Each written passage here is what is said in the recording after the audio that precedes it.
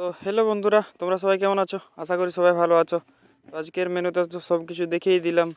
প্রথমে যে কী সব কী করে নিলাম, ভালো করে ধুয়ে কেটে নিয়ে তারপর কড়াইয়ে তেল দিয়েছিলাম।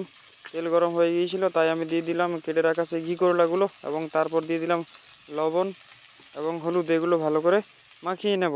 মাখিয়ে নিয়ে কিছুক্ষণ পর এরকম হয়ে যাবে ভাজা ভাজা। তারপর সেটাকে তুলে একটা পাত্রে রেখে নেব। এইরকমভাবে যদি রান্নাটা করা হয়, দারুণ রান্নার টেস্ট লাগে।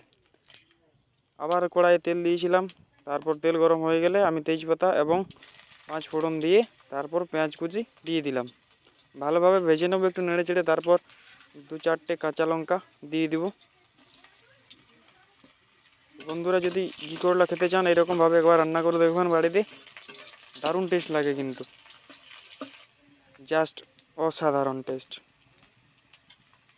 এইরকমভাবে আমি বারবার রান্না করি এইসব মশলাপাতি দিয়ে, জাস্ট সিম্পলভাবে, সেটাতেই কিন্তু দারুণ টেস্ট আসে। তারপর আমি কেটে রেখেছিলাম সেই আলুগুলো, ভালো করে ছোট ছোট করে ধুয়ে রেখেছিলাম, সেগুলো আমি দিয়ে দিলাম। এইগুলোও আবার লাল লাল করে ভেজে নেব।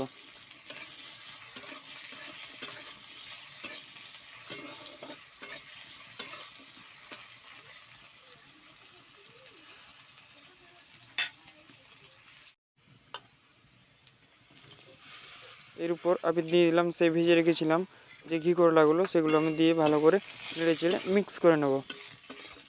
মিক্স করা হয়ে গেলে মাত্র দুটা বা তিনটা এরকম কিছু একটা মশলা দিব। তারপর রান্নাটা কিন্তু প্রায় কমপ্লিট হয়ে যাবে। স্কিপ করবেন না বন্ধুরা, যদি স্কিপ করেন তাহলে কিন্তু দেখতে পারবেন না। সামান্য লঙ্কা গুঁড়ো দিলাম, আপনারা চাইলে দিতেও পারেন, আবার কেউ নাও দিতে পারেন। আপনারা চাইলে এখানে কাশ্মীরি লঙ্কা গুঁড়ো দিতে পারেন কালার ব্যবহারের জন্য। আমরা একটু এইরকম পছন্দ করি, তাই আমরা লঙ্কা গুঁড়ো দিয়েছিলাম। এরপর আমি দিয়ে দেবো পোস্ত বাটা।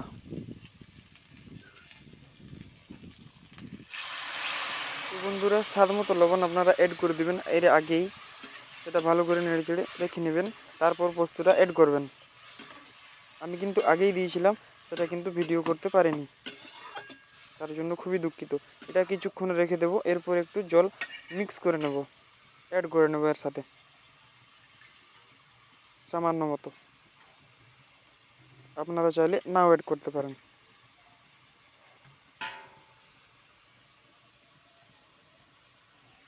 তারপর একটা পাত্র ঢাকা দিয়ে দেবো কিছুক্ষণের জন্য।